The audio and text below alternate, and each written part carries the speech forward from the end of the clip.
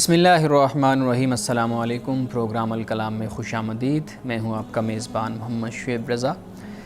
ناظرین کرام، یہ پروگرام جو سٹی نیوز نیٹ ورک اور ادارہ فکر جدید کے اشتراک سے شروع کیا گیا، آج کی نشست میں ہم سورۃ الشعراء کی آیات کا مطالعہ کریں گے، اور سورۃ الشعراء کی جن آیات کا مطالعہ ہم نے کرنا ہے ان میں حضرت ابراہیم علیہ السلام کا ذکر شروع ہو رہا ہے، لیکن ہم پہلے حضرت ابراہیم علیہ السلام کی سیرت پہ مختصر گفتگو کریں گے اور اس کے بعد پھر ہم ان آیات کا مطالعہ کریں گے۔ تو آج کی جو نشست ہوگی وہ خاص طور پہ حضرت ابراہیم علیہ السلام کی شخصیت کے، آپ کی سیرت کے مختلف پہلوؤں کو جاننے کے لیے ہوگی۔ ہمارے ساتھ شریک گفتگو ہیں جناب محمد امانت رسول صاحب۔ مولانا صاحب بہت شکریہ آپ کے وقت کا۔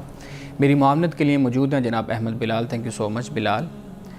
ناظرین کرام، حضرت ابراہیم علیہ السلام کی سیرت پہ گفتگو کرتے ہیں۔ ہمارے ساتھ امانت رسول صاحب موجود ہیں۔ امانت صاحب، سب سے پہلے تو یہ بتائیے گا کہ حضرت ابراہیم علیہ السلام کو ہم جد امجد مانتے ہیں۔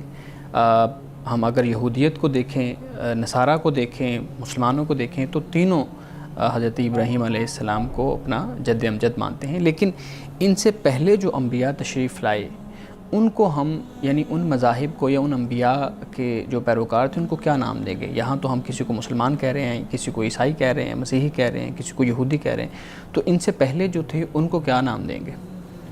حضرت آدم علیہ السلام سے لے کر رسول اللہ صلی اللہ علیہ وسلم تک سب ایک ہی دین لے کر آئے۔ بے شک کسی میں بھی تفریق نہیں ہے۔ اللہ کا دین تھا، اللہ نے سب کو ایک ہی دین دیا۔ تو لہٰذا حضرت ابراہیم علیہ السلام سے پہلے جو دین تھا وہ بھی یہی دین ہے۔ حضرت ابراہیم علیہ السلام اور آپ کے بعد جو دین ہے وہ بھی یہی دین ہے۔ ٹھیک، توحید پر مبنی، بے شک، آخرت کے تصور پر مبنی، اخلاقیات پر مبنی، عبادات پر مبنی دین وہی ہے۔ صحیح۔ آپ یوں کہہ سکتے ہیں کہ ابراہیم علیہ السلام سے پہلے ایک جماعت کی صورت نہیں تھی، ایک امت کی صورت نہیں تھی۔ ٹھیک ہے۔ یعنی پیغمبر آتے گئے اور وہ لوگوں کو تبلیغ کرتے رہے، دعوت دیتے رہے، لیکن جب حضرت ابراہیم علیہ السلام آئے تو قرآن پاک نے قال انی جاعلک للناس اماما، کہ لوگوں کا امام آپ کو بنائیں گے۔ تو یہاں سے ایک امت، ایک جماعت کا وجود سامنے آیا۔ صحیح۔ تو لہٰذا جب ہم بات کرتے ہیں یہود کی، نصارہ کی، مسلمانوں کی، تو یہ در حقیقت وہ امت ہے کہ جو حضرت ابراہیم علیہ السلام سے جس کا پھر سلسلہ شروع ہوتا ہے۔ صحیح۔ لیکن آپ کے سوال میں ایک بڑا اہم جز ہے اور ایک بڑی اہم بات ہے، میں اس کی وضاحت بھی کرتا چلوں۔ وہ یہ ہے کہ ہم سب مسلم ہیں، مومن ہیں۔ جی۔ ہماری پہچان یہی ہے۔ حضرت ابراہیم علیہ السلام نے جو ہمیں نام دیا تھا وہ مسلم، هو سماکم المسلمین، ٹھیک ہے، تو مسلم ہمارا نام رکھا۔ تو لہٰذا یہ جو پہچان ہے یہود کی، نصارہ کی، یہ بہت بعد میں جا کر یہ پیدا ہوئی ہے۔ یعنی ابراہیم علیہ السلام نے، اچھا، یہ ابتدا میں نہیں تھی؟ ابراہیم علیہ السلام نے یہ پہچان نہیں دی۔ ٹھیک ٹھیک۔ یہ بعد میں جا کر، مثال کے طور پر اب جو یہود لفظ ہے یہ غالباً حضرت یعقوب علیہ السلام کے بیٹے ہیں، چونکہ وہ جو قبیلے بنے تھے ان میں ایک نام یہ تھا۔ قرآن مجید میں انا ہدنا کے الفاظ آتے ہیں، بعد نے کہا کہ اس سے مراد رجوع کرنا ہے، لوٹنا ہے، توبہ کرنا ہے۔ ٹھیک ہے، ٹھیک ہے۔ تو یہ یہود کا مطلب۔ نصارہ کے بارے میں کہا جاتا ہے کہ ناصریہ یہ وہ مقام ہے کہ جہاں پہ حضرت مسیح علیہ السلام کی پیدائش ہوئی، یعنی کسی نسبت سے؟ ہاں، اس نسبت سے نصارہ کہا گیا۔ ٹھیک۔ بعد یہ کہتے ہیں کہ اس سے مراد جو مدد کرنے والے ہیں، جیسے انصار کا لفظ ہم بولتے ہیں، ٹھیک ٹھیک۔ تو بعد نے یہ بھی مراد لیا۔ تو لہٰذا وقت گزرنے کے ساتھ ساتھ امت کا جو معاملہ ہوتا ہے کچھ اس طرح صدیوں بعد ہو جاتا ہے کہ وہ جس نام سے اس کا آغاز ہوتا ہے وہ اس سے آگے پھر اپنی تقسیم پیدا کرتی چلی جاتی ہے۔ صحیح۔ اور اس تقسیم سے اپنا تعارف بھی اور اپنی آئیڈینٹی اور اپنا ایک عزت کا معیار پھر اس کے ساتھ قائم کر لیتی ہے۔ صحیح۔ وہ نسلی بھی ہو سکتا ہے، وہ رنگ کا بھی ہو سکتا ہے، وہ قبیلے کا، وہ خاندان کا، وہ زمین کا بھی ہو سکتا ہے۔ تو لہٰذا یہ بات ذہن میں رکھنی چاہیے جو قرآن مجید نے کہا کہ ما کان ابراہیم یہودیوں ولا نصرانیوں ولکن کان حنیفا مسلما، کہ حضرت ابراہیم علیہ السلام نہ تو یہودی تھے نہ نصرانی تھے، اور آپ صرف اور صرف کیا تھے؟ یکسو ہو جانے والے مسلم فرما بردار تھے، اور آپ مشرک بھی نہیں تھے۔ آگے جا کر اسی بات کو بیان کیا، کیونکہ یہود ہوں وہ بھی اپنا سلسلہ جوڑتے ہیں حضرت ابراہیم علیہ السلام سے، اور جو نصارہ ہیں وہ بھی جوڑتے ہیں حضرت ابراہیم علیہ السلام سے، اور مشرک تو ویسے بھی کہتے تھے کہ بھئی ہم ان کی نسل سے ہیں، ان کی اولاد سے ہیں، تو وہ اس طریقے سے سلسلہ جوڑا کرتے تھے۔ تو لہٰذا قرآن مجید نے یہ کہہ دیا کہ وہ نہ یہود ہیں نہ نصرانی ہیں اور نہ وہ مشرک ہیں، لیکن وہ ہیں کیا؟ وہ حنیفا مسلمہ۔ اچھا، حنیفا مسلمہ سے بھی یہ بات ہمارے ذہن میں رہنی چاہیے کہ ہم کوئی اس طرح کا گروہ نہیں ہے کہ جس کو بڑی سپرمیسی اور جس کو بڑی ترجیح اور بڑا مرتبہ اور بڑا مقام حاصل ہے۔ ٹھیک ہے، مسلم سے مراد فرما بردار، یعنی جو فرما برداری کرے گا اللہ کے احکام کی، اللہ پر ایمان لاتا ہے، اور جو اللہ نے احکام دیے، دین دیا، اس کی جو پیروی کرنے والا ہے، وہ در حقیقت وہ سچا پکا مسلمان ہے۔ یعنی اب آپ یہ نہیں کہہ سکتے کہ ہم ایک چونکہ گروہ بن گئے تو اس گروہ ہونے کی بنیاد پر اب ہماری قیامت کے دن بخشش ہو جائے گی۔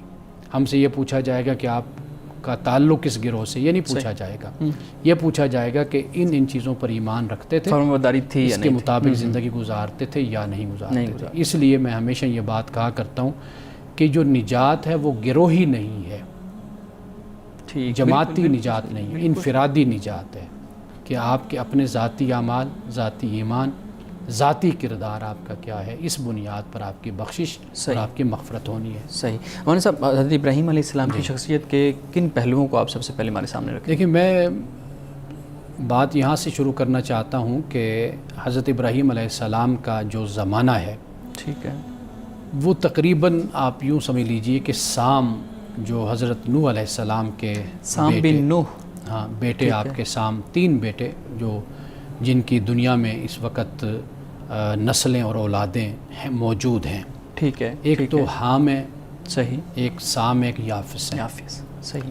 تو میں اب اس کی تفصیل میں نہیں جاتا، لیکن چونکہ ہمارا موضوع حضرت ابراہیم علیہ السلام ہے تو میں اسی پر ہی رہتا ہوں کہ ابراہیم علیہ السلام کے بارے میں کہا جاتا ہے کہ یہ سام کی سرپرستی میں رہے۔ صحیح۔ حضرت نوح علیہ السلام کا زمانہ اور حضرت ابراہیم کا زمانہ اگر دیکھا جائے تو کہا جاتا ہے کہ اس میں تقریباً کوئی 1000 سال کا، 1000 سال کا، یعنی تاریخی روایات، ہاں، اس سے کم و بیش رہتا ہے۔ لیکن اگر تھوڑی سی اس کی تحقیق کی جائے تو یہ معلوم ہوتا ہے کہ ممکن ہے کہ حضرت سام کی آپ تربیت میں، ان کی پرورش میں رہے ہوں۔ صحیح۔ لیکن اس سے پہلے جو بات ہے وہ یہ ہے کہ جس طرح حضرت موسیٰ علیہ السلام کے ساتھ ہوا کہ جادوگروں نے یا ستارہ پرستوں نے یا جو قیافہ شناس تھے انہوں نے کہا کہ بھئی فرعون کی حکومت کا، اقتدار کے زوال کا ایک بچہ سبب بنے گا، جی جی، یہ بتا دیا گیا تھا۔ اسی طرح نمرود کو بھی یہ کہا گیا تھا کہ بھئی تمہاری جو سلطنت اقتدار ہے اس کے زوال کا یہ باعث بنے گا۔ واقعہ اس طریقے سے ہے کہ یہ میں بات کر رہا ہوں تلمود کے مطابق، صحیح ہے، جو تورات ہی کی ایک آپ کہہ لیجئے شاخ کہہ لیجئے یا فقہا کی یا ان کے جو علماء ہیں ان کی یہ ایک کتاب ہے، کہہ سکتے ہیں ان کا ایک ورژن ہے یہ، ہاں، جو ایک انہوں نے لکھا۔ ٹھیک ہے، تو اس میں یہ بات بیان کی جاتی ہے کہ نمرود کا سردار جیسے درباری ہوتے ہیں تو حضرت ابراہیم علیہ السلام کے جو والد تھے تارے، ٹھیک ہے، وہ تارے بھی آتا ہے اور بعض کتابوں میں آذر کا بھی، جیسے قرآن مجید نے بھی آذر کا لفظ استعمال کیا ہے، تو آذر اس پر ہم آگے جا کر پھر بات کرتے ہیں بہرحال۔ لیکن یہ ہے کہ تارے جو نمرود کے ساتھ جن کا تعلق تھا، تو تارے کے ہاں ابراہیم پیدا ہوتے ہیں۔ تارے کے 3 بیٹے ہیں، حضرت یعنی حضرت ابراہیم علیہ السلام کے 2 بھائی بھی، 2 بھائی بھی۔ ٹھیک ہے، ابراہیم جب پیدا ہوتے ہیں تو دعوت ہوتی ہے، کھاتے ہیں پیتے ہیں، لوگ آتے ہیں، تو ان میں سے کچھ لوگ ایسے بھی تھے کہ جو کوئی ستاروں کا علم بھی رکھتے تھے اور اس طرح، تو وہ جب اٹھ کر واپس گئے تو انہوں نے پھر آسمان پہ جب دیکھا تو ایسے لگا کہ بھی ایک ستارہ طلوع ہوا جس نے 4 ستاروں کو مار دیا، تو اس طرح کر کے ان کو وہ آثار نظر آئے۔ تو انہوں نے پھر جا کر بادشاہ سے کہا، نمرود سے، کہ بھئی یہ جو پیدا ہوا ہے تارے کے ہاں یہ تمہاری सल्तनत का और तुम्हारे इक़्तिदार के ज़वाल का बाइस बनेगा, तुम इसका कुछ इलाज करो। सही सही। तो फिर तारे को उन्होंने, नमरूद ने फिर कहा कि भाई अपने बेटे को लाओ, मैं ख़ुद अपने हाथों से इसको ज़िबा करना चाहता हूँ, इसको मारना चाहता हूँ। अच्छा। तो अब बाप जो था आखिर वो कैसे ये काम करता, तो उन्होंने ये चाल चली कि अपने ग़ुलाम का जो बेटा है वो जाकर नमरूद को दे दिया तारे ने। ठीक है। तो नमरूद ने फिर उसको कत्ल कर दिया। तो इस ख्याल से वो मुतमईन हो गए कि भाई ये, फिर तारे ने हज़रत इब्राहीम अलैहिस्सलाम को शाम की सरपरस्ती में दे दिया। अच्छा। वो फिर शाम के पास ही रहे, आपके वालिद ने उनको सरपरस्ती उनके दे दिया। तो इस तरीके से फिर आगे जो शाम, वाज़े बात है कि जो हम सामी कहते हैं, और शजर नसब भी हज़रत इब्राहीम अलैहिस्सलाम का शाम के साथ मिलता है। सामी यानी ये जो अरब के लोग हैं फ़लस्तीन के, फिर इब्राहीम अलैहिस्सलाम से जितने भी इस्माईल हैं, ये सब के सब फिर वहीं से ही उनका सिलसिला होता है। सही, ठीक है। अच्छा मौलाना साहब ये बताइएगा, हज़रत इब्राहीम अलैहिस्सलाम की हम शख्सियत को उस पहलू पे आ जाते हैं कि अब वो नमरूद का दरबार है और हज़रत इब्राहीम अलैहिस्सलाम नमरूद के दरबार में गए हैं या फिर तबलीग कर रहे हैं, अल्लाह रब्बुल इज़्ज़त का पैगाम पहुँचा रहे हैं। तो अल्लाह रब्बुल इज़्ज़त के साथ एक मुकालमा भी है जिसको कुरान भी बयान करता है कि सूरज के बारे में ग़ालिबन पूछा कि ये क्या है। इस तरीके से वो क्यूरोसिटी, वो सवालात हज़रत इब्राहीम अलैहिस्सलाम ने अल्लाह रब्बुल इज़्ज़त के सामने रखे। हज़रत इब्राहीम अलैहिस्सलाम के, मैं चाहूँगा कि इस शख्सियत के इस पहलू को भी ज़रूर आप जो है ना हमारे सामने आश्कार करें कि कैसे सवालात थे, फिर अल्लाह रब्बुल इज़्ज़त की तरफ से कैसे जवाबात दिए गए, और फिर उन सवालात और जवाबात यानी उस मुकालमे से हमारे लिए क्या सबक है। देखिए, सूरत आल इमरान है ये, और इसमें 2 मकाम हैं। सूरतुल बकरा है ये, 2 मकाम हैं। एक तो नमरूद के साथ मुकालमा है, ठीक है। उसके बाद फिर आगे जाकर अल्लाह सुब्हानहु व तआला की बारगाह में रब्बी अरिनी कैफ़ तुह्यिल मौता के अल्फाज हैं कि हज़रत इब्राहीम अलैहिस्सलाम ने कहा कि ए मेरे रब मुझे दिखा कि कैसे तू किस तरह तू मुर्दों को ज़िंदा करता है। अच्छा। अल्लाह ताला ने फरमाया अवलम तुमिन, कि क्या तुझे ईमान नहीं है? हाँ, तो यकीन नहीं रखता। यकीन नहीं है। यकीन के बजाय ईमान का लफ्ज़ ही आप यहाँ पर इस्तेमाल कर रहे हैं। तो अवलम तुमिन अल्लाह ने फरमाया, तो उन्होंने अर्ज़ की वलाकिन लियत्मइन्ना क़ल्बी, के क़ाला बला, क्यों नहीं, यानी मैं ईमान तो मुझे इस पर है, वलाकिन लियत्मइन्ना क़ल्बी, लेकिन मैं अपने दिल का इत्मीनान चाहता हूँ। जी। फिर अल्लाह सुब्हानहु व तआला ने फरमाया फ़ख़ुज़ अर्बअतम मिनत तैरि फ़सुरहुन्ना इलैका, कि आप ऐसे करो कि आप 4 परिंदे ले लो और उनको अपने साथ मानूस कर लो। ठीक है, ठीक है। एक तो ये बयान किया जाता है, और इनको अपने साथ मानूस करके फिर पहाड़ पर अलहदा इनको तुम बिठा दो, और फिर सुम्मदउहुन्ना इलैका यातीनका साहिया, फिर तुम इनको आवाज़ दो, फिर देखो कि ये तुम्हारे पास दौड़ते हुए ये चले आएंगे। एक तो ये यानी मानूस कर लेना उनको अपने साथ, एक ये है। बाद ने कहा कि भाई इनको कत्ल यानी मार दो, इनको ज़िबा कर दो, ठीक है, टुकड़े कर दो, फिर इनको जाकर रखो कि देखो भी ये फिर तुम्हारी तरफ दौड़ते चले आएंगे।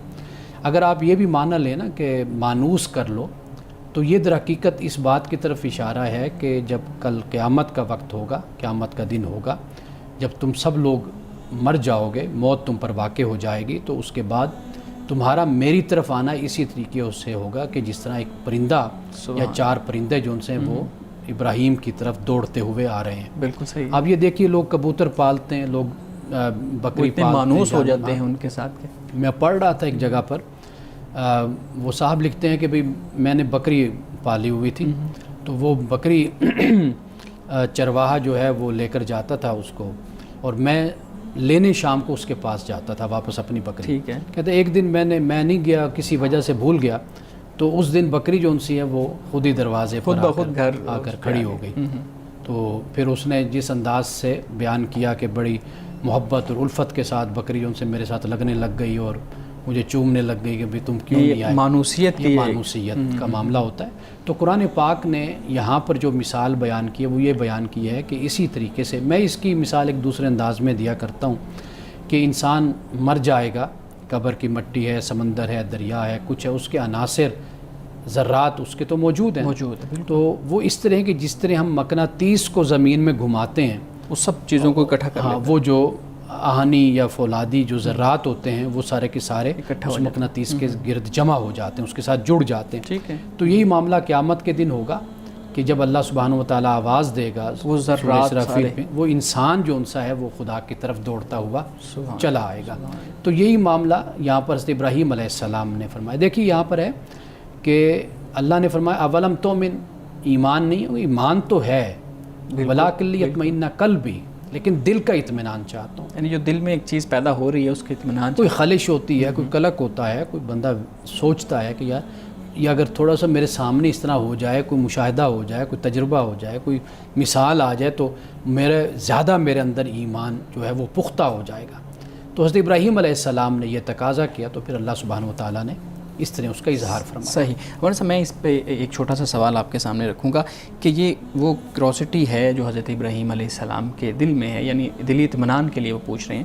ہمارے ہاں بھی خاص طور پہ جو اعتقادی چیزیں ہوتی ہیں جن کا تعلق ایمان لانے سے ہوتا ہے، جن کا تعلق صرف یقین کرنے سے ہوتا ہے، ان میں ہمیں سوال نہیں اٹھانے دیا جاتا. یعنی اگر ہم فرشتوں کی بات کریں، اگر ہم وحی کی بات کریں، اگر ہم معجزہ کی بات کریں، اسی طریقے سے نبوت کی سرفرازی کی بات کریں، تو ہمارے ہاں منع کر دیا جاتا ہے کہ آپ اعتقادی معاملات کے اندر کوئی بھی سوال ایسا نہیں اٹھا سکتے جس کو آپ اصولوں کے تحت سمجھنے کی کوشش کریں. تو یہ جو رویہ ہے حضرت ابراہیم علیہ السلام کی سیرت اور قرآن کریم تو اس مکالمے کو بہت اچھے طریقے سے بیان کر رہا ہے. یہ اعتقادی چیزیں ہیں نا یہ بھی، لیکن دوسری طرف ہمیں کیوں روک دیا جاتا ہے ان چیزوں سے؟ دیکھیے ان تمام باتوں کی ایک حد تک تو ادراک یا سمجھ انسان حاصل کر سکتا ہے، لیکن ایک مقام یہ بھی ہوتا ہے کہ جب انسان وہاں پر خاموشی اختیار کر لیتا ہے. ایک میں پڑھ رہا تھا ملحد اور اس کے ساتھ اس کے مقابل مومن مسلمان، مکالمہ دونوں کی بحث ہو رہی ہے. ٹھیک ہے. اچھا، اب بحث میں پڑھ کر بھی ہنس پڑا کہ ملحد جو ہے وہ کہتے ہیں کہ جی ٹائم اینڈ سپیس سے باہر کچھ نہیں ہے. صحیح. جو مومن ہے مسلمان ہے وہ کہتے ہیں جی ٹائم اینڈ سپیس سے باہر ہے، یہ خدا کی ذات ہے. اب وہ کہتے ہیں کہ ثابت کرو. صحیح. اب معاملہ یہ کہ ٹائم اینڈ سپیس سے باہر کوئی کیا ثابت کر سکتا ہے؟ بالکل، وہ کیسے ثابت ہو سکتا ہے؟ ٹھیک ہے نا جی. ہم جو بات کرتے ہیں وہ ہمارا عقیدہ ہے اور اس عقیدے پر ہمارے پاس دلائل ہیں. صحیح ہے. اس کائنات کا وجود ہے، وہ جو علت اور معلول کا ایک قاعدہ بیان کیا جاتا ہے جو صدیوں سے بیان ہو رہا ہے کہ آخر کوئی چیز ہے تو اس کا بنانے والا بھی ہوتا ہے. یعنی ہم کبھی یہ نہیں کہہ سکتے کہ یہاں پر خود بخود آ کر کیمرے لگ گئے اور خود بخود ریکارڈنگ شروع ہو گئی اور خود بخود ہم نے بولنا شروع کر دیا. واضح بات ہے کہ اس کے پیچھے پورا ایک ٹیکنیکل طریقہ ہے، ٹیکنیشین ہے، الیکٹریشین ہے، میکینک کوئی ہستی ہے جو اس کو ڈیزائن کرنے والی ہے، وہ سارا کچھ کرتے ہیں. تو ہمارے پاس یہ دلائل ہیں. باقی space and time and space سے باہر کچھ ہے یا نہیں ہے تو اس کا فیصلہ پھر آگے جا کر یعنی ہو جائے گا جب انسان اس دنیا سے جائے گا. جیسے قرآن نے بیان کیا یا 1,24,000 کم و بیش پیغمبر آتے رہے، یا ان پیغمبروں کے علاوہ بھی بہت سے لوگ اس اعتقاد پر رہے کہ بھی خدا کی ذات موجود ہے ٹائم اینڈ اسپیس سے باہر، تو وہ اس کا فیصلہ تو آگے جا کر ہو جائے گا نا. یعنی اگر آپ ملحد سے کہیں ثابت کرو وہ بھی ثابت نہیں کر سکتا، آپ مسلمان سے کہیں ثابت کرو وہ کیا ثابت کرے گا؟ بالکل بالکل ٹھیک. وہ تو تبھی ثابت ہوگا نا کہ جب ہم وہاں پر جا سکتے ہیں، وہاں دیکھ سکتے ہیں، آنکھوں سے اس کا مشاہدہ کر سکتے ہیں، پھر ہی ہم اس پر کوئی بات کریں گے. لیکن تو ہم جس جگہ پہ رہ رہے ہیں ٹائم اینڈ اسپیس میں، ہم اسی میں رہ کر ہی کوئی بات، کوئی دلائل اور کوئی ثبوت اپنے قائم کر سکتے ہیں. لیکن میرا سوال یہ ہے کہ جب کوئی شخص اصولوں کے تحت کسی چیز کو سمجھنا چاہ رہا ہے تو پھر اس کو کیوں روکا جاتا ہے کہ تم یہاں پہ سائنسی یا فری تھنکنگ یا اصول ضوابط یہ نہیں یہاں پہ آ سکتے، یہاں پہ صرف بلائنڈلی ایک فالوئنگ ہے، ایک یقین ہے، تمہیں اس پہ یقین کرنا پڑے گا؟ دیکھیے یہ آپ کے معاشرے کا صرف ایک المیہ نہیں ہے. اس حوالے سے آپ بہت سے معاملات میں آپ دیکھیں گے کہ وہاں پر یہی رویہ اختیار کیا جاتا ہے، جواب نہیں دیا جاتا، شٹ اپ کال دے دی جاتی ہے یا سنپ کر دیا جاتا ہے یا روک دیا جاتا ہے. یہ ایک عمومی رویہ ہے، اس کو آپ اس کے ساتھ نہ اٹیچ کریں. یعنی مثال کے طور پر ہم جس نظام تعلیم سے گزر کر آئے ہیں مذہبی حوالے سے، آپ دیکھیے کہ وہاں پر کون سے کوئی خدا کی ذات بحث ہو رہی ہوتی ہے، خدا کی ذات پہ، ٹھیک ہے، یا آخرت پر بحث ہو رہی ہوتی ہے، یا کسی عقیدے پر بحث ہو رہی ہوتی ہے. وہاں پر معاشرتی معاشی جو مسائل ہوتے ہیں، دینی فقہی، ان مسائل پر بھی سوال کرنے کا موقع نہیں دیا جاتا، سوال کرنے کی اجازت نہیں دی جاتی، یہ تو ایک عمومی رویہ بن جاتا ہے۔ لیکن میں نے آپ کو جو عقیدہ ہے، اعتقاد ہے، جو اس حوالے سے جو ہے، اس مثال سے میں نے آپ کو ایک بات یہ سمجھائی ہے کہ عقیدہ آپ کا جو ہے ایک حد تک آپ اس پر دلائل دیتے ہیں، اور وہ عقلی دلائل بھی ہیں، وہ نقلی دلائل بھی ہیں، اور وہ ایسے دلائل ہیں فلسفیانہ بھی ہیں، وہ سب کچھ اپنی جگہ پر ہے۔ لیکن ایک جگہ پھر آتی ہے، وہاں پر پھر صرف مسلمان ہاتھ نہیں کھڑے کرتا، وہاں پر ملحد بھی ہاتھ کھڑا کر دیتا ہے۔ تو لہٰذا طریقہ کار یہی ہے کہ جو دلائل آپ کے پاس ہیں، جس پر آپ کا دل مطمئن ہوتا ہے، آپ اس پر اپنا عقیدہ اور اپنا اعتقاد اور اپنا نظریہ قائم کر لیتے ہیں۔ حنیف ہونے کا کیا مطلب ہے؟ حنیف مسلمہ کا لفظ استعمال ہوا، حنیف ہونے کا، اس کو ہم یوں سمجھ سکتے ہیں جدید ٹرمنالوجی میں کہ یہ فری تھنکر یا آزاد خیال رکھنے والا شخص۔ حنیف کا مطلب ہوتا ہے یکسو، یعنی اللہ سبحانہ و تعالیٰ نے جو کہہ دیا، جو حکم دے دیا، اس کو پوری یقین کے ساتھ، پورے دل کے ساتھ اس کو مان لینا، یعنی ادھر ادھر کے خیالات و نظریات کی طرف توجہ نہ کرنا، اپنے رب کا بندہ ہو کر زندگی گزارنا۔ صحیح صحیح۔ اچھا مولانا صاحب یہ بھی بتائیے گا، حضرت ابراہیم علیہ السلام کی شخصیت کو جب ہم پڑھتے ہیں، سنتے ہیں، تو ان کی شخصیت میں ایک پہلو بہت اہم جو ہے وہ یہ ہے کہ حضرت اسماعیل کے ساتھ ان کی ایک گفتگو ہے، وہ پورا جو قربانی کا جو فلسفہ ہے، جب ہم اس کو پڑھتے ہیں، سنتے ہیں، تو اس پہ بیان کیا جاتا ہے۔ میں یہ کہوں گا کہ والد اور بیٹے کی جو گفتگو ہے یا گفتگو تھی کہ والد ایک چیز کا اظہار کر رہے ہیں، بیٹا اس پہ جواب دے رہا ہے، خواب ہے خدا کی طرف سے، اور جو خدا کی طرف سے ہے، ابراہیم علیہ السلام کو یقین ہو گیا ہے کہ یہ خدا کی طرف سے ہے، تو اب اس میں مشاورت، اس میں یہ چیزیں میرے خیال میں معنی نہیں رکھتی تھی، لیکن اس کے باوجود حضرت ابراہیم علیہ السلام نے جو بیٹے سے رائے طلب کی ہے کہ بیٹا تمہاری کیا رائے ہے، یہ جو رائے طلب کرنے کا جو عنصر ہے، اس سے ہمارے معاشرے کے اندر جو برائیاں، جو مسائل ہیں، اس کو کیسے ہم حل کر سکتے ہیں؟ دیکھیے، ابراہیم علیہ السلام کا جو خواب ہے وہ ایسے ہی ہے کہ جیسے سورج طلوع ہو، روشن دن کی روشنی ہوتی ہے، یعنی پیغمبر کا خواب بھی ایک وحی کی صورت ہوتا ہے، ٹھیک ہے، تو اس میں کوئی ابہام نہیں ہوتا، پیغام خدا کوئی شک نہیں ہوتا۔ لیکن ابراہیم علیہ السلام نے اپنے بیٹے سے یہ کہنا، یہ اس کے کئی حکمتیں اور کئی پہلو ہیں۔ ٹھیک ہے، ایک تو یہ کہ اسماعیل علیہ السلام کے کردار کو کھولنا مقصود ہے، دکھانا مقصود ہے کہ کس طریقے سے انہوں نے فرما برداری اور سعادت مندی کا مظاہرہ کیا۔ فانظر ماذا تری، کہ اللہ نے آپ کو جو حکم دیا ہے آپ وہ کر ڈالیے۔ ٹھیک ہے، تو یہ فانظر ماذا تری کے یعنی الفاظ ہے۔ آگے کیا فرمایا کہ آپ جو بھی حکم، جو اے ابا جان، اللہ کی طرف سے جو آپ کو کہا گیا آپ وہ کر گزریے، اور مجھے فرما بردار پائیں گے، آپ مجھے فرما بردار پائیں گے۔ تو لہٰذا یہاں سے یہ بات معلوم ہوتی ہے، ایک تو حکمت کے تحت حضرت اسماعیل علیہ السلام کے جو اللہ کے نبی اور رسول ہیں، ان کے بھی کردار کو، اخلاق کو کھول کر اور ان کی سعادت مندی اور اطاعت گزاری وہ بھی سامنے رکھ دی گئی۔ ٹھیک ہے، پھر یہ بھی حکمت اس میں پوشیدہ ہے کہ ابراہیم علیہ السلام کا اپنے بیٹے کو بتانا اور ان سے ایک لحاظ سے ان کے نالج میں لانا، ان کے علم میں لانا، اور ان سے مشورہ ایک لحاظ سے کرنا، یہ بھی اس پہلو کو بیان کرتا ہے کہ جبر کی بات نہیں ہے، اللہ کا حکم ہے۔ بالکل، حضرت ابراہیم علیہ السلام کو یہ حکم ہوا، آپ اس کے مکلف ہیں، لیکن اب آگے بیٹا ہے، اس بیٹے کی رائے اور اس کا مشورہ اور اس کی کنسینٹ، اس کا ہونا بھی لازمی اور ضروری ہے۔ وہ پھر اس طریقے سے آپ نے پوچھا اپنے بیٹے سے۔ یعنی دینی معاملات کے اندر بھی ہمیں رائے اور دوسرے کی مرضی کی کتنی اہمیت اس سے نظر آ رہی ہے۔ جی بالکل، جب دوسرا دل سے ایک بات کو مانتا ہے تو تب ہی اصل میں عمل کرنے کا مزہ آتا ہے۔ صحیح۔ جی سر، یہ بتائیے گا کہ بنیادی طور پر تعلیم کا کیا مقصد ہے، تعلیم کس لیے حاصل کی جاتی ہے، اور جو ہم تعلیم حاصل کرتے ہیں کسی بھی مدرسے میں، دینی انسٹیٹیوٹ میں یا پھر اسکول وغیرہ میں، اس سب کے بارے میں بتائیے گا، بیسیکلی مقصد کیا ہے تعلیم کا؟ دیکھیے، تعلیم کا بنیادی مقصد ہوتا ہے اپنے آپ کو ڈسکور کرنا، یعنی آپ کو کس لیے بنایا گیا، کس کے لیے، یعنی کس علم، فن اور شعبہ اور پیشہ اور فیلڈ کون سی ہے کہ جس کے لیے آپ خود کو سوٹیبل سمجھتے ہیں اور اس طرف آپ کا رجحان ہے، آپ کی رغبت ہے اور آپ وہ کر سکتے ہیں، کرنا چاہتے ہیں، اس میں آپ کا دل بھی لگتا ہے آپ اسی کے ساتھ وقت گزارنا چاہتے ہیں، تو تعلیم کا در حقیقت یہ مقصد ہوتا ہے. یعنی آپ اپنی صلاحیت کو، اپنی اہلیت کو، اپنی قابلیت کو آپ ڈسکور کرتے ہیں، سمجھتے ہیں، اس کو دریافت کرتے ہیں، پھر اس کے بعد آپ آگے چلتے ہیں. تعلیم کا بنیادی طور پر یہ مقصد ہوتا ہے. پھر اس کے بعد زندگی یعنی کے آپ مختلف میدانوں میں آپ یہ دیکھیے، آپ اپنی نظام تعلیم کو دیکھتے ہیں نا، اصل میں آپ کے سارے سوالات اس پر ہوتے ہیں. جی بالکل. آپ دنیا کے نظام تعلیم کو دیکھیں، وہ کس طریقے سے لوگوں کی، اپنے شہریوں کی شخصیت کو بناتے ہیں، پروان چڑھاتے ہیں.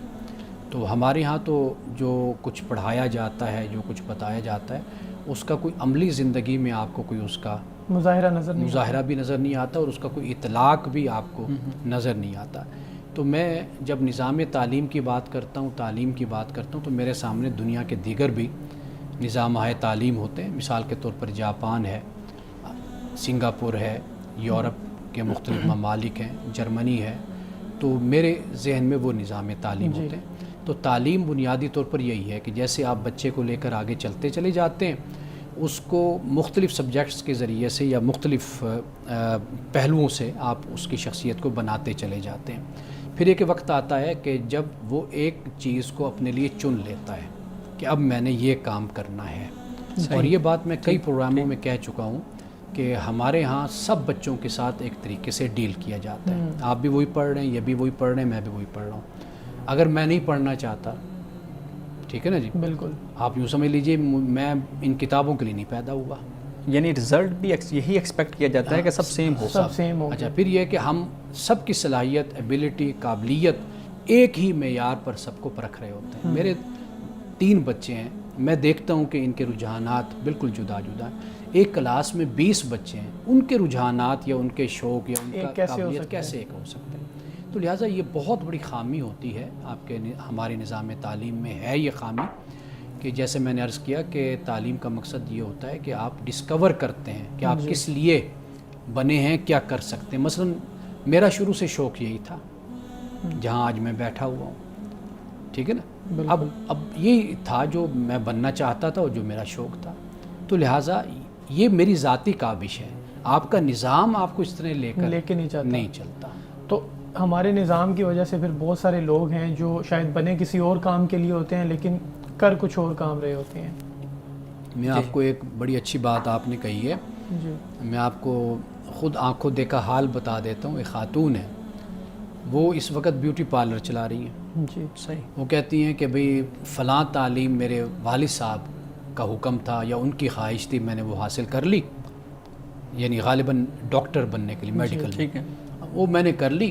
میں نے ابو سے کہا کہ بھئی اب دیکھیں آپ کی خواہش تھی میں ڈاکٹر بنوں، میں بن گئی، لہٰذا میں نے اب آگے پریکٹس نہیں کرنی. MBBS کی ڈگری آپ کو چاہیے تھی نا، وہ میں لے آئی ہوں بس. اب اس کے بعد وہ کیا کر رہی ہے؟ بیوٹی پارلر چلا رہی ہیں. ان کو شوق ہے. ہاں، ایک اور یونیورسٹیز وغیرہ میں لیکچرز وغیرہ وہ دیتی ہیں، وہ یہ کام کرتی ہیں. مطلب اب آپ کچھ اور ہے لیکن ڈگری کسی اور کام میں. اس سے کیا ہوتا ہے؟ شخصیت بچے کی بکھر کر رہ جاتی ہے. یعنی وہ کر کچھ رہا ہوتا ہے، لپک کسی اور طرف اس کا دل رہا ہوتا ہے. یہاں سے بڑے مسائل پیدا ہوتے ہیں. اور گویا کہ زندگی ایک بار ملنی ہے آپ کو. اگر یہ صحیح رخ پر آپ اس کو لے کر نہیں چل رہے تو آپ کو 25-30 سال کے بعد خود اندازہ ہو جائے گا کہ آپ کہاں پر آ کر کھڑے ہو گئے. ایک اور چیز بھی ہے نا کہ ہمارے ہاں پہلے یہ دیکھا جاتا ہے کہ فائنینشلی کون سی ایسی فیلڈ ہے جو آپ کو فائنینشلی جو ہے نا وہ اسٹرانگ کرتی ہے. مثال کے طور پہ آج کل اگر ہم بات کریں تو کمپیوٹر سائنس کی جو فیلڈ ہے پوری، وہ آپ کو بہت جلد اور بہت اچھے طریقے سے فائنینشلی سپورٹ کرتی ہے، اسٹرانگ کرتی ہے. تو اب والدین کا رجحان یہ ہے کہ وہ شروع سے بچے کو کمپیوٹر سائنس کی طرف لے کے جانے کی کوشش کرتے ہیں. پھر آپ والدین کو لے آتے ہیں نا بیچ میں. اصل معاملہ میں تو بچے کی پرسنالٹی کی میں بات کر رہا ہوں کہ اس کی خواہش کیا ہے. یعنی مثال کے طور پر ایک شخص ہے، ممکن ہے وہ کروڑوں کمائے لیکن اس کی آسودگی اس میں نہ ہو. ایک شخص جو 2 لاکھ کما رہا ہو، 3 لاکھ کما رہا ہو لیکن وہ بہت خوش ہو. وجہ کیا ہے؟ وجہ اپنا کام ہے. یہ بنیادی چیز ہے نا کہ آپ کس کام کے لیے بنے ہیں.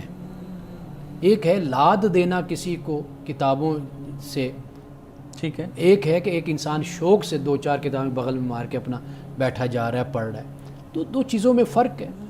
اب اصل مسئلہ ہمارا یہ بن گیا کہ جو ہمارے ہاں روبوٹ اولاد کو بنانا، کمپیوٹر بنانا اور پیسوں کی مشین جی جی جی بنانا، یہ تصور کر لینا. لیکن اس سے جو اس کے جذبات اور اس کے احساسات مارے جاتے ہیں، اس کا ارادہ ختم ہو جاتا ہے، اس کی خواہشات مر جاتی ہیں. وہ اپنے آپ کو ایک، وہ جو انگلش میں ہم ایلین لفظ بولتے ہیں، کہ وہ بالکل ایک دوسری مخلوق اپنے آپ کو سمجھتا ہے کہ میں کیا کر رہا ہوں، میں کیا کرنا چاہتا ہوں، اور میں کس جگہ پر آ کر بیٹھ گیا ہوں. ہم نے بے شمار لوگوں کے منہ سے یہ سنا ہے، یار میں اپنے آپ کو یہاں نہیں کبھی سوچا تھا کہ میں یہاں پر بھی آؤں گا اور کبھی میں یہاں پر بھی بیٹھوں گا. میں تو اپنے بھائی کو چھوڑنے آتا تھا، اپنے باپ کو چھوڑنے آتا تھا، تو مجھے یہ میرے گلے پڑ گئے. وہ ساری زندگی اسی طرح روتے پیٹتے وہ گزار دیتے ہیں، وہی کام کرتے رہتے ہیں. تو اصل چیز یہ ہے کہ تعلیم کا مقصد یہی ہے کہ آپ پہلے دن سے ڈسکور کر کے اس میں مدد ماں باپ بھی کرتے ہیں، خود انسان بھی اپنی مدد کرتا ہے، دوست بھی کرتے ہیں. اب تو باقاعدہ طور پر کنسلٹینٹ ہیں، جی جی کنسلٹنسی وہ دیتے ہیں، آپ کو بتاتے ہیں بھئی آپ کیا کر سکتے ہیں، آپ کس کام کے لیے سب سے بہتر ہے، آپ جا سکتے ہیں. تو میرا خیال ہے کہ اس پر فوکس کرنا چاہیے. ناظرین کرام، یہاں وقت ہوا چاہتا ہے ایک بریک کا، ہمارے ساتھ رہے. جو دوسروں کے ساتھ بیہیویئر، رویہ ہوتا ہے یا ہمارے اٹھنے بیٹھنے کا طریقہ ہوتا ہے، یعنی آپ نے جو ڈسکور کے بارے میں بتایا وہ ایک براڈر پرسپیکٹیو سے دیکھا جائے تو تعلیم کا ہمیں مقصد پتہ چلتا ہے. لیکن یہ جو ساری چیزیں ہوتی ہیں کہیں نہ کہیں یہ بھی ہم نے سیکھنی ہوتی ہیں، سمجھنی ہوتی ہیں معاشرے سے، اور اگر تعلیم یافتہ معاشرہ نہیں ہوگا تو نہیں سیکھیں گے. لیکن میں پوچھنا یہ چاہتا ہوں کہ بیسیکلی ان ساری چیزوں کو ہم دیکھتے ہیں کہ پڑھے لکھے لوگوں میں بھی یہ نہیں ہے، تو کیا ہمارا تعلیمی نظام کمزور ہے؟ یا ہم دیکھتے ہیں کہ بڑے بڑے اچھے سکولز کے گریجویٹس بھی جب بڑی پوسٹ پہ جاتے ہیں تو وہ بھی کرپشن کر رہے ہوتے ہیں، رشوت لے رہے ہوتے ہیں. تو پھر مسئلہ کہاں پہ ہے؟ ہمارے تعلیمی نظام میں ہے یا یہ کوئی سوشل بیہیویئر ایسا ہے؟ آپ یہ دیکھیے کہ ہم کس کو ترجیح دیتے ہیں. جی، جس کو ترجیح دیں گے وہ اثرات اپنے دکھائے گا آپ کو. یعنی تعلیم کے اندر کس کو ترجیح یعنی پریفر کس کو آپ کر رہے ہیں. مثلا آپ کا جو نظام تعلیم ہے یا آپ کے مدارس ہیں یا آپ کے سکول ہیں، کالج ہیں، یونیورسٹیز ہیں، اس میں آپ کس چیز کو پریفرنس کس کو دے رہے ہیں. صحیح صحیح. اب یہ بنیاد دیکھ لیں. ہم نے کبھی بھی اس چیز کو پریفر نہیں کیا، پریفرنس نہیں دی، ترجیح نہیں دی اس بات کو کہ اخلاقیات کو سنوارا جائے، کردار کو بہتر کیا جائے. اخلاقی یہ تو ایک بڑی بات ہو جاتی ہے نا. ہم ٹیبل مینرز نہیں جانتے، جی دسترخوان پر بیٹھنا ہے ہم نے. ہمارے بڑے بڑے بچے، یعنی آپ یوں کہہ لیجئے کہ سفید بالوں والے بچے جو ان سے ہمارے، وہ بھی ان چیزوں سے واقف نہیں. کھانا نہیں کھانا نہیں، یعنی لوگوں کے سامنے بیٹھنا یہ ایک طریقہ ہوتا ہے. دوسرا یہ ہوتا ہے کہ آپ نے گفتگو کس انداز سے کرنی، جسے میں ہمیشہ ایک لفظ بولتا ہوں کہ جذبات کی تربیت، وہ ہمارے ہاں بالکل نہیں ہے. جب آپ اس کو چینلائز نہیں کرتے نا تو پھر اس کے بعد یہ سارے مسائل ہمارے ہاں پیدا ہوتے ہیں، جس کو آپ بد اخلاقی میں شمار کرتے ہیں. مثال کے طور پر اگر میرے جذبات کی تربیت ہوگی تو مجھے پتہ ہوگا میں اپنے دوستوں کے ساتھ کیسے ملوں گا، کیسے ہنسوں گا، کیسے مسکراؤں گا. میری جذبات کی تربیت ہوگی تو اساتذہ کا تعلق اپنے شاگرد کے ساتھ کیسا ہوگا. اسی طرح ماں باپ کا اولاد کے ساتھ. یہ جذبات کی تربیت یہ آپ کو آپ کے ادارے بھی دیتے ہیں، آپ کو اپنے گھر سے بھی ملتی ہے، آپ کو اپنے جو مقدس مقامات مذہبی ہوتے ہیں تو وہاں سے بھی یہ تربیت آپ کو ملتی ہے. آپ کی میری کسی کی پریفرنس ہی یہ نہیں ہے ایسے ہی کہ ہم یہ سکھائیں بچوں کو. تعلیم تو ہو رہی ہے، یہ سکھائیں بچوں کو کہ بھئی یہ تم نے اٹھنا بیٹھنے کیسے ہے، گفتگو کیسے کرنا ہے، بڑا ہے چھوٹا ہے، ماں باپ ہیں، باہر جانا ہے اندر ہے. تو یہ سارے معاملات یہ پھر تربیت میں شامل. مجھے اگر آپ اجازت دیں تو میں چھوٹا سا ایک کمنٹ کروں. ہمارے پاس ادارے میں ایک دفعہ ایک مہمان آئے تھے باہر سے، کچھ اسکالرز تھے، تو انہوں نے ایک بڑی اچھی بات بولی. انہوں نے کہا کہ اس ملک کے اندر پیار بہت ہے، لوگ پیار کرنا جانتے ہیں، باہر سے کوئی آئے تو اس کے ساتھ بھی، کوئی اپنا ہو تو اس کے ساتھ بھی. لیکن ایک بڑا مسئلہ یہ ہے کہ ان کو یہ نہیں پتا کہ پیار میں اختتام کہاں پہ کرنا ہے، کہاں رک جانا ہے، کہ اس سے آگے پیار نہیں کرنا. یہ جب کسی کو کھانے کے لیے دیں گے تو پلیٹیں بھر دیں گے اور بار بار کھلائی جائیں گے، اور اگر کسی کو کچھ چیز دینے کے لیے دیں گے تو اتنی بڑی چیز دیں گے کہ اگلا بندہ اس کو کیری نہیں کر سکتا کہ میں اس کو کیسے کیری کروں. تو وہ کہتے ہیں کہ پیار تو یہاں پہ ہے، لیکن یہ نہیں پتا کہ پیار میں جو ہے نا وہ بس کہاں کرنی ہے. یہ بھی حقیقت ہے. یعنی یہ پھر وہی بات ہو جاتی ہے نا جو آپ کہہ رہے ہیں نا کہ جذبات کی تربیت. یعنی مجھے یہ پتہ ہونا چاہیے کہ یہ میرے مہمان ہیں تو میں ان کے لیے وبال جان نہ بن ان کی بھی تو ایک حد ہے. ایک حد ہے، ان سے پیار، محبت، احترام، تعلق. یعنی اب آپ دیکھیے کہ لوگ احترام میں جو تکلف اختیار کرتے ہیں بالکل وہ اتنی انتہا پر اختیار کر لیتے ہیں کہ انسان کو سمجھ ہی نہیں آتی کہ بھئی اس کے مقابلے میں ان کو کیا رسپانس دوں. اگر میں دوں تو کہیں یہ بے ادبی میں نہ ہو جائے شامل. تو یا آیا کہ اس لیول کا، جس سطح کا یہ میرا احترام کر رہے ہیں، میں ان کا احترام کر بھی سکتا ہوں یا نہیں کر سکتا. تو وہی بات پھر آ جاتی ہے کہ جذبات کی تربیت ایک طریقہ یہ ہمیں ضرور اپنے بچوں کو سکھانا چاہیے. سر تعلیم میں اگر مذہبی تعلیم کی بات کی جائے تو بچوں کو یہ بتا دیجیے گا کہ بچوں کو کس طرح کی دینی یا مذہبی تعلیم دینی چاہیے؟ کیا کمپیریٹیو ریلیجنز ان کو پڑھانے چاہیے یا ایک دین کی اگر کتاب پڑھاتے ہیں تو یہ ان کے ساتھ انصاف ہے یا نہیں ہے؟ دیکھیے دین محبت کا نام ہے، دین دوسروں کے احترام کا نام ہے، دین ایک دوسرے کی عزت کا نام ہے، حقوق ادا کرنے کا نام ہے. ہم نے دین کو چند ابحاث اور بحثوں اور نعوذ باللہ بحثیں بھی وہ کہ جو دوسروں کے ساتھ تفریق پیدا کر دیتی ہیں، صحیح ہم نے دین سمجھ لیا. میں یہ کہتا ہوں کہ جب بچہ چھوٹا ہوتا ہے اب ضرور اس کو دین پڑھائیں، لیکن دین کے وہ مقامات قرآن کے پڑھائیں جہاں پر اخلاقیات کی تعلیم ہے. مثال کے طور پر سورۃ الحجرات بچوں کو پڑھائی جائے، آیات ہیں، سورہ فرقان کی آیات ہیں، فرقان ہے، سورۃ الفرقان کی آخری آیات ہیں، وہ پڑھائی جائے. یعنی یہ اتنا اچھا سیلیبس بن جاتا ہے قرآن کی روشنی میں کہ جس میں بچے کا کریکٹر بنتا ہے، اس کا اخلاق بنتا ہے، اس کی شخصیت پروان چڑھتی ہے. ہم ان تمام چیزوں کو چھوڑ کر قرآن مجید کی ان ابحاث کو اور ان مقامات کو لے لیتے ہیں کہ جن کا ایک اپنا خاص پس منظر تھا، بیک گراؤنڈ تھا، اور وہ پس منظر بھی نہیں بتاتے. پھر ہم اس کی وجہ سے پھر بچوں میں اختلاف یا نفرت یا دوسرے کے بارے میں غلط کومنٹ پھر وہ ہوتے چلے جاتے ہیں. تو لہٰذا دین قرآن آپ پڑھائیے، لیکن اس کا آغاز انسانیت، شخصیت اور ایک بچے کو بنانے پر لگائیے اس کو. مولانا صاحب حدیث مبارکہ بیان کیجیے گا. رسول اللہ صلی اللہ علیہ وسلم نے فرمایا کہ ما من شیء یوضع فی المیزان اثقل من حسن الخلق. قیامت کے روز میزان میں حسن اخلاق سے زیادہ وزنی چیز کوئی نہیں ہے. یعنی حسن اخلاق اپنے اندر پیدا کیجئے. یہ اچھا اخلاق یہ آپ کے کل قیامت میں جو ترازو میں اعمال تولے جائیں گے ان میں حسن اخلاق کا سب سے زیادہ وزن ہوگا. ناظرین کرام، اس دعا کے ساتھ اپنے پروگرام کا اختتام کریں گے. اللہ رب العزت حسن کلام اور تاثیر کلام عطا فرمائے، ہماری زبان کے گروں کو کھول دے اور سننے والوں تک خیر کا پیغام پہنچے. اجازت دیجیے، خدا حافظ.